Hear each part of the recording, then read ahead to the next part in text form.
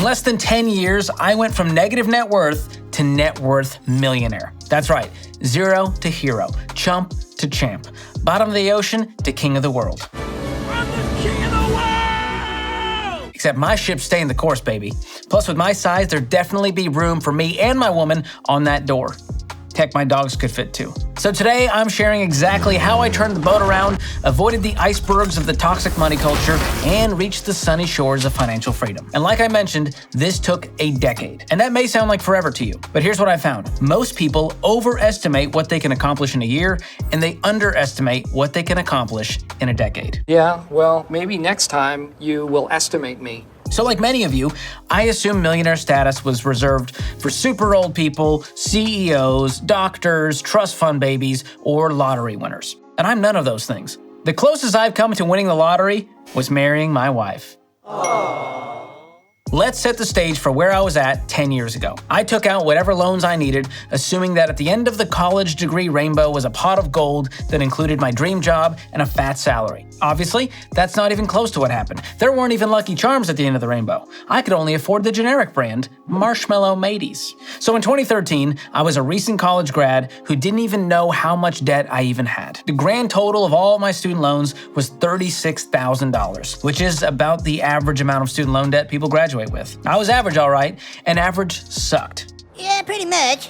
My plan sucked. It got me to where I was at, which was $40,000 in debt and broke. So I had to find another plan that actually worked, and I found one through a course called Financial Peace University. And it helped break down all the lies and myths that I'd come to believe about money, and it gave me hope that I could change, that I could take control of my money instead of it controlling me. So with this newfound confidence, the first thing I did was cut up the all Amex and Discover cards. Now I know that seems aggressive to physically cut up a card, but aggressive is what it takes if you want to get out of debt quickly. So we don't need a credit score anymore if we're done with debt. It reminds me of the classic Doc Brown quote from Back to the Future. Where we're going, we don't need debt. Absolute classic quote. So now that I didn't have credit cards as a false sense of security, I needed to become the Bank of George. So I saved up $1,000 super quick, and I set it aside to cover those ankle biter emergency expenses. The flat tire, the plumber, the ER bill for that little fireworks mishap. Oh, Lord! Now, once I had $1,000 saved, I attacked that $4,000 in credit card debt with a vengeance. Vengeance. I was willing to do whatever it took to throw as much money as I could at this debt every month. So I started budgeting every single dollar super intentionally. I stopped eating out and wasting money. I was doing side hustles. I was selling stuff. I was flipping stuff. I was driving for Uber and Lyft and taking advantage of every sign-on bonus I could get. I was eating lean cuisines instead of steaks, which was hardly a sacrifice. Those are fire. It's frozen. But it can be served boiling lava hot. I even sold off a few stocks that I had from my days working at Apple. Yes, that's really me. Do I not look like every Apple employee you've ever seen combined into one person who was also an extra on a Nickelodeon show? Josh and Drake. Drake and Josh? I think it's Drake and Josh. Who is this guy? Side note, if you're wondering why I started with $4,000 in debt rather than student loans, it's because I was using a debt payoff method called the debt snowball. Now, the debt snowball method is where you pay down your debts from smallest to largest, regardless of the interest rate. Now, before you jump into the comments saying, Actually, it makes more mathematical sense to pay off the higher interest rates first. listen, bucko, that's not how life works. I say nay to that. None of this was a math problem to begin with. It was a behavior problem. It was me. It's me. Hi. Which is why I started with the smallest debt first. You get momentum, you get motivation to keep this snowball rolling. It's like psychology. Look it up. So now that the credit card debt was gonzo, it was time to tackle Sally Mae with that same intensity. And when I say tackle, I don't mean literally. Although I would love to put on a helmet and just knock the living daylights out of Sally Mae. But let me tell you, when you become debt-free and that first paycheck hits your bank account and it stays with you, that is like a magic trick. And while it was fun to celebrate getting to a positive net worth, getting out of debt, I wasn't out of the woods yet. So I kept the momentum rolling and I increased that $1,000 starter emergency fund all the way up to 3 to 6 months of expenses for a fully funded emergency fund. And when you know it, next time the HVAC went out and the cost was all on me, it turned an emergency into a mere inconvenience because I was able to withdraw it from the Bank of George. Disclaimer, Bank of George is not a real bank. Deposits are not insured by a member FDIC. So at this point, less than 2 years after my financial wake-up call, I'm debt-free, I have 3 to 6 months of expenses saved, and I'm finally ready to go ham on investing. Hog wild. Bring home the bacon, turn it into more bacon. Give me all the bacon and eggs you have. So when it came time to invest, there's a whole lot of ways to do it. And this was before crypto bros and TikTok were around to add to the confusion. So my plan was simple, and it's still my plan to this day. Invest 15% of my gross income into retirement accounts. In fact, 8 out of 10 millionaires reach millionaire status through their employer-sponsored retirement plans. Now, most millionaires, they're not Wall Street or Silicon Valley yuppies always on the cutting edge with the latest and greatest stock or trend. They're just ordinary people with normal jobs who consistently invest in their 401k over a long period of time. In fact, not a single millionaire in the study said single stocks were a big factor in their financial success. Instead, it was regular, boring, simple, consistent investing over a long period of time that built their empires. Now, aside from investing into retirement for almost a decade now, the other thing that helped me reach millionaire status as early as I did was paying off my mortgage early. You see, by the time my wife and I got married, we had no consumer debt and we already had savings in the bank. So we decided to do something extra weird, aside from having a camel named Cowboy attend our wedding. What's good, Cowboy, if you're watching, for some strange reason?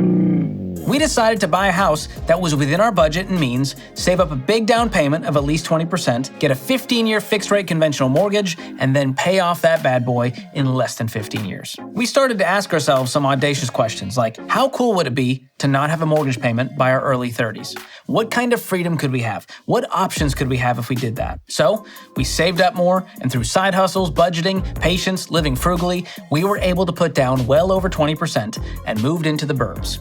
Now, this wasn't our dream home or a swanky condo downtown. This was a modest townhome in a great area that we knew would appreciate down the road when we were ready to sell. So, then we started hammering away at the principal of this 15-year fixed-rate mortgage, just like I did when I was paying off debt. And we made it a goal to make extra payments on the mortgage every single month. Now remember, we had margin in our budget at this point thanks to getting out of debt. And on top of that, I kept up some of the side hustles. We did some no-spend months where we didn't have any expenses outside of regular bills and basics. We sold stuff on Marketplace.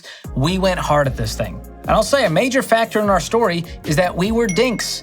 Dual income, no kids. Wait, actually, for us it was dink wad.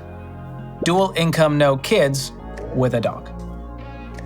Meaning it was a time in our life where we had a bigger shovel and less responsibilities and expenses, which allowed us to be super aggressive with our goal.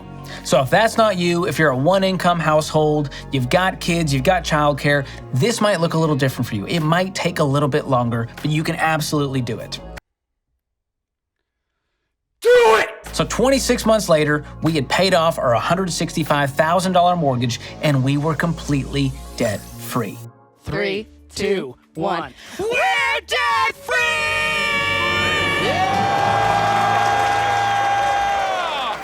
So as of 2023, 10 years into this journey, between the contribution and growth of our retirement accounts, the appreciation and equity in our home, and our liquid savings in the bank, we are technically net worth millionaires. You are technically correct. The best kind of correct. It doesn't seem like it. Look at this face. But here's the thing. The millionaires that are actually out there, you wouldn't be able to tell. They drive normal, used cars. They live normal lives. This is not flashy private jet life. Okay? This is just a life of freedom and options. And home ownership is a huge part of this puzzle.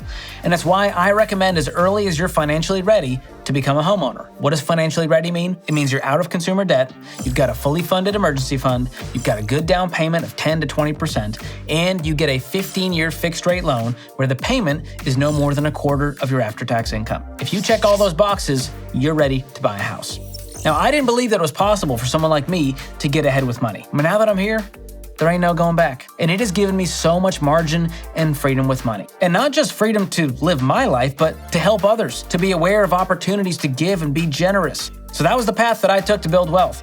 And I know it might be very different from you. You might be starting from a completely different place, and that's okay. So if you want to figure out what the next best step is, I've got a link below that will help you do just that. And if you want more content about how to build wealth, how to take control of your money, be sure to like and subscribe so you don't miss it. Thanks for watching. Sincerely, George.